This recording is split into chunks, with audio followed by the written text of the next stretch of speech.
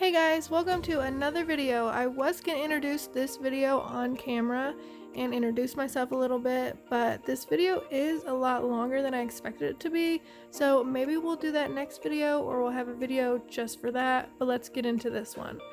This isn't the final picture here, but the sketch wasn't showing up on the paper, so I wanted to show you guys this. You can pause it and sketch that out if you're going to follow along with this.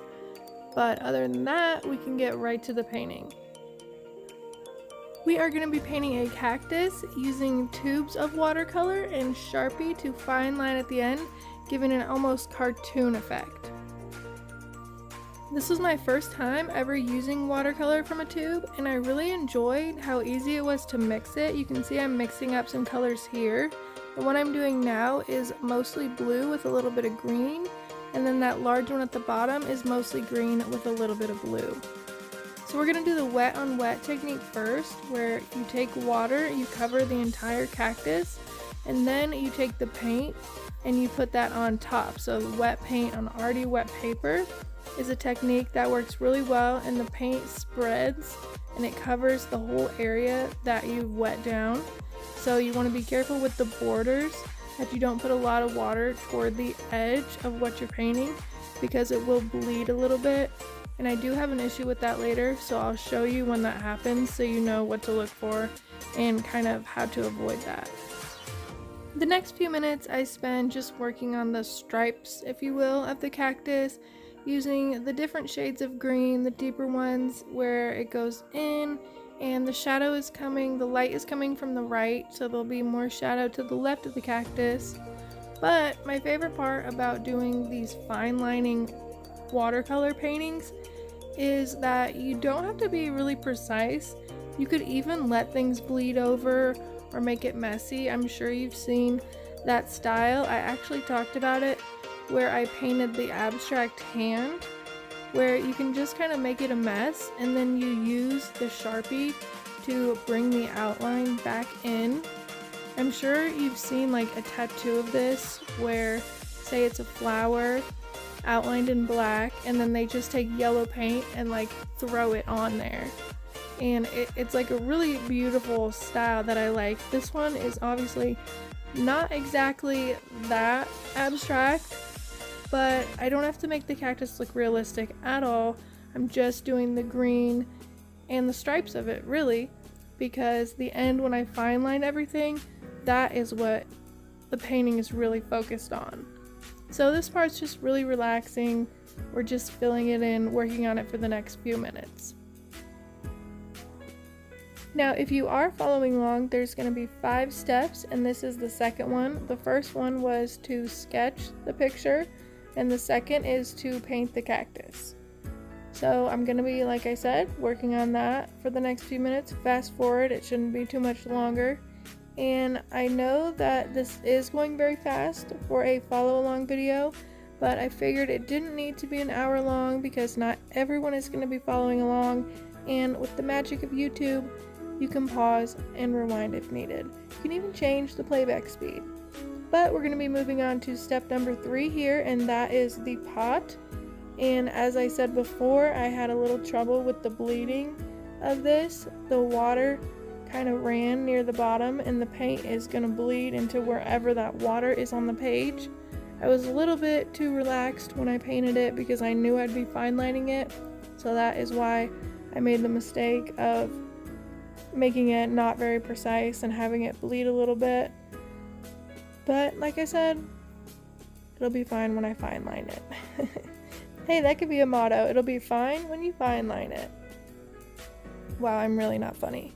Anyways, I tried to mix up an almost clay color for the top of the pot, but I didn't really like how that looked, so I went back with the yellow. I think that looks much better with the green of the cactus. So your pot doesn't have to be in this style where it's like two-tone, and I'm going to put a pattern on it later. You can do any style you want with it. It doesn't even have to be the same shape, but this one that I chose is going to have a design painted on the bottom that when we get to that, I'll show you a picture of what my inspiration was, just so you can kind of understand it a little better, and if you want to take in a different direction, you can. And here I am testing out some of the white. I don't ever use white watercolors. I really haven't used watercolors more than a handful of times, and this is my first time using them from a tube, so I wanted to test out that white, and it actually worked really well. You can see on the rim of the pot that it actually showed up over the other colors, so I was pretty impressed by that. Now I'm just deepening up some of the parts of the cactus a little bit, adding some blue where the shadow would be, just because I can't ever leave my paintings alone. I always like to go back and touch them up. But now it's time for step 4, and that is going to be to paint the background. The cactus is sitting in the corner of a room, and the walls are blue and the floor is blue, and there's going to be a blue shadow.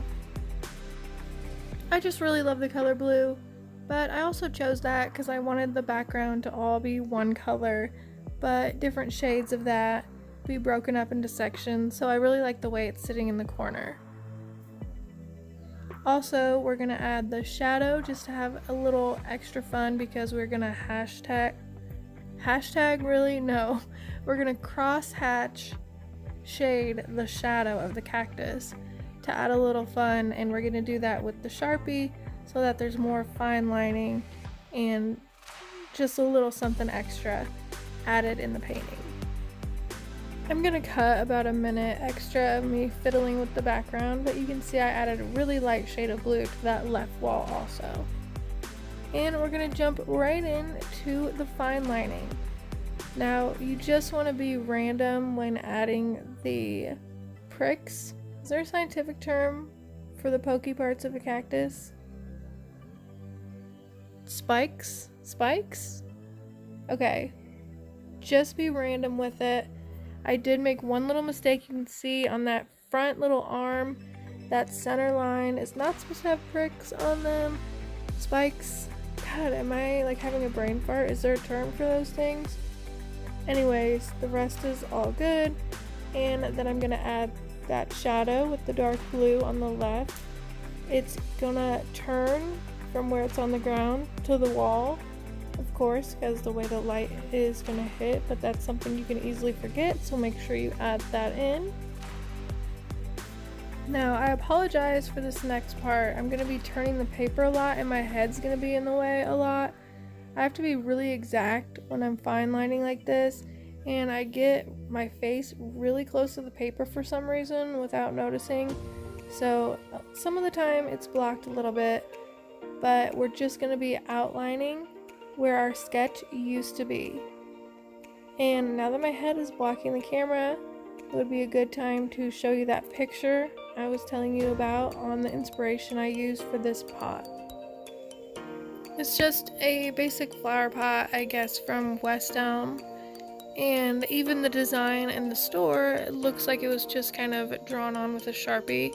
So I really like that idea, and I am just drawing with the Sharpie, if you could see it over my head. I think it's really funny that my head is showing up so much in this, because I always hate when I watch videos that artists do that, and I'm like, how do they not realize their head is right in front of the camera? Well, there's some karma, because I had no idea, and I didn't realize why I put my face so close to the picture when I sketch on it, because I don't do that when I paint. It's just when I'm trying to be very precise. So you're also going to outline the shadow, and I liked doing the wall lines as well. I think it added a crispness to it. Of course, you don't have to do that if you don't want, but we're going to do the cactus now. And since a cactus is a living thing as opposed to the walls and the pot, I was a little less precise with those lines, a little bit less straight, kind of wiggly. I even deepened up that center one just to give it a little depth and make it look more realistic. Whereas the pot, I tried to be as straight as possible. With the cactus, I was a little more wonky with it. Now I'm doing the cross hatching for the shadow of the cactus, and I just did it really messy, back and forth. When you're cross hatching, you want to make them closer together and smaller, where the shadow would be darker. And as you can see, then I made them really large towards the top.